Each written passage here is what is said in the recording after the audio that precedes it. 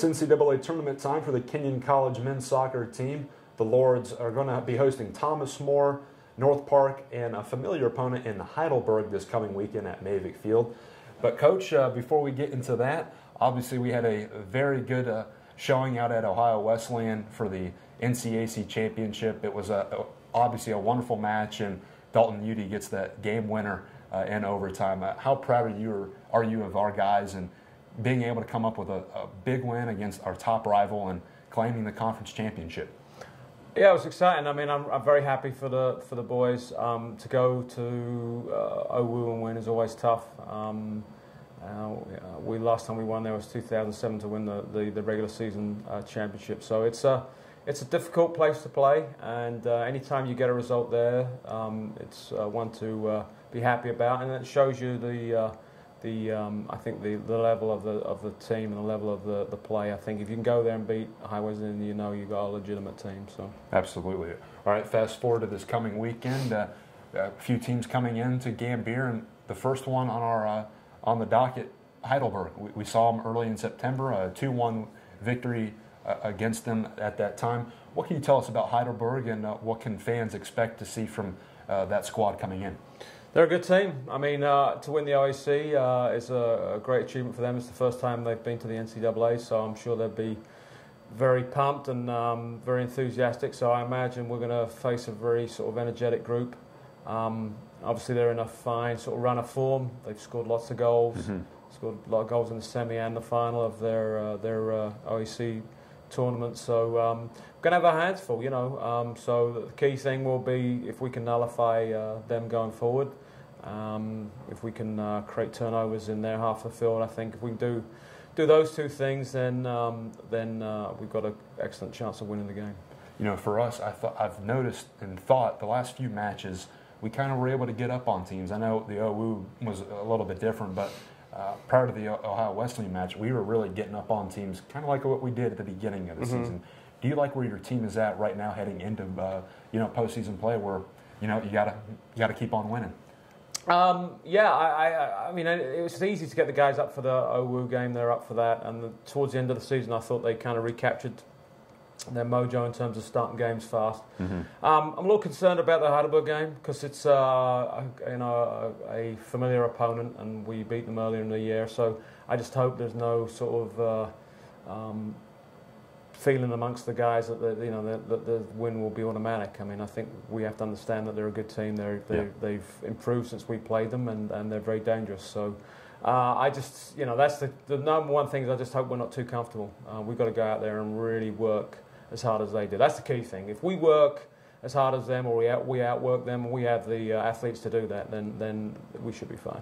I asked Logan Ernst this after Saturday night's win over OWU and asking him about the mindset of going into the NCAA tournament, because if we lose, we're done.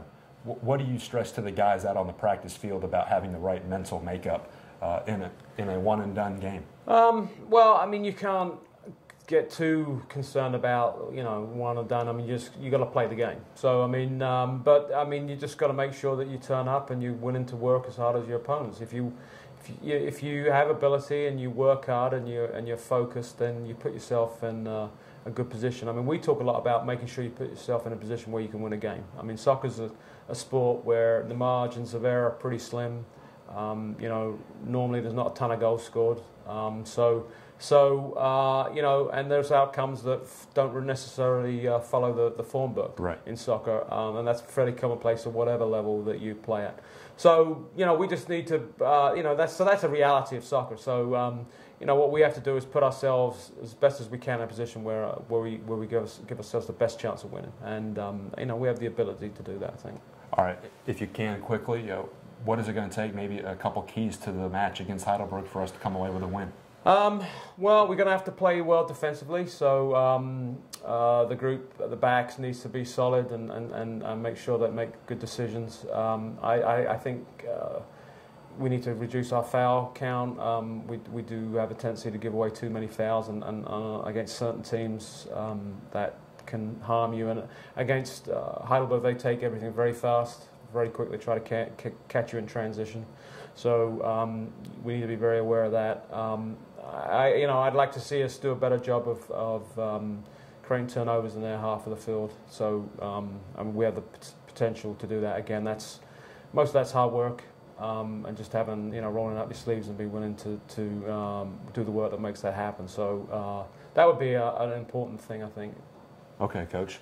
That match Saturday, November 15th, 11 a.m. The Lords will take on Heidelberg for the second time this season, this time in the first round of the NCAA Division III men's soccer tournament. If you can't make it out to Mavic Field, we'll have live coverage and live video, live statistics at athletics.kenyon.edu.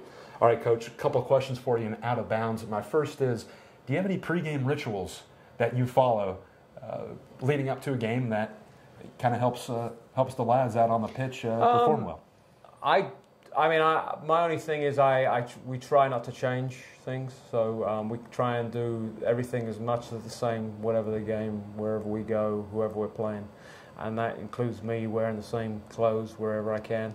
And I don't know about the players themselves, but I mean for us it's just if you're doing things and they're working, then we don't want to change them. That's the biggest sort of part of our sort of pre-game thing. So. My second question: are there going to be any novels read over the next 3 nights?